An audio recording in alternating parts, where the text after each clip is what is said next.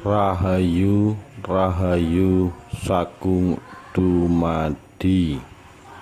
Empu Nambi Mahapati Majapahit yang mati karena fitnah.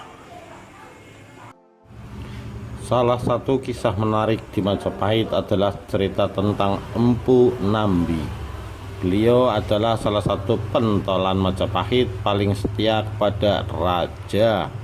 Bahkan dia mau melakukan apa saja untuk raja meski akhirnya mati. Dan matinya pun karena terkena fitnah. Berikut kisah tentang seorang Mahapatih Nambi yang layak untuk kita ketahui bersama-sama. Berjuang untuk mendirikan kerajaan Majapahit. Empu Nambi adalah sosok yang sangat jujur, kalem, dan sangat setia dengan kawannya.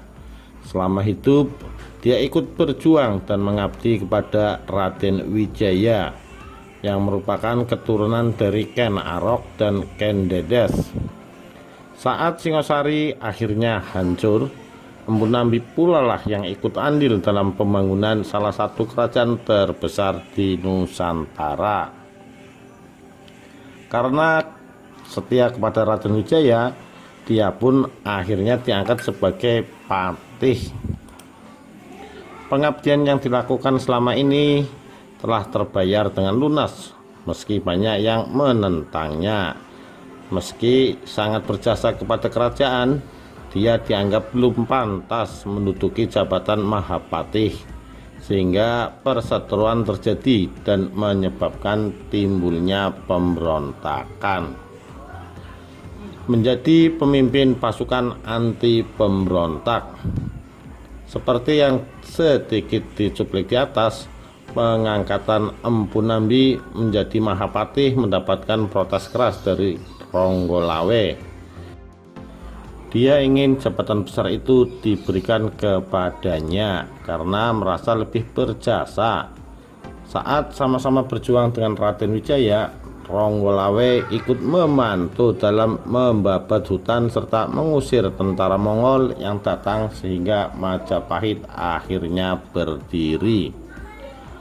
Di samping telah berjasa, Ronggolawe juga terus dijanjikan menjadi Mahapatih oleh Raden Wijaya.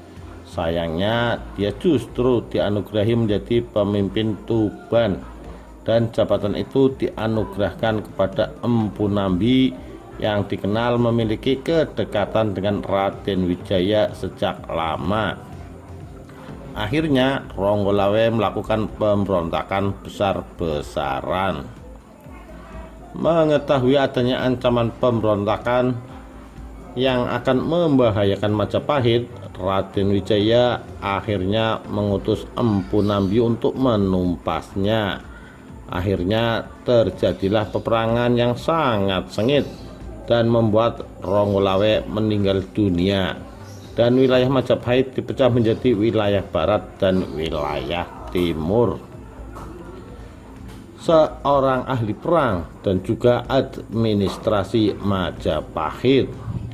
Salah satu alasan mengapa Raden Wijaya mengangkat Empu Nambi sebagai Mahapatih adalah karena kemampuannya yang hebat dalam perang. Dia dikenal sangat pandai memimpin pasukan dalam peperangan. Selanjutnya, dia juga sangat ahli dalam urusan administrasi. Kemampuan ini digunakan oleh Raden Wijaya untuk membangun Majapahit hingga akhirnya terus berkembang. Dalam kehidupan sehari-hari, Empu Nambi dikenal sangat baik kepada semua orang.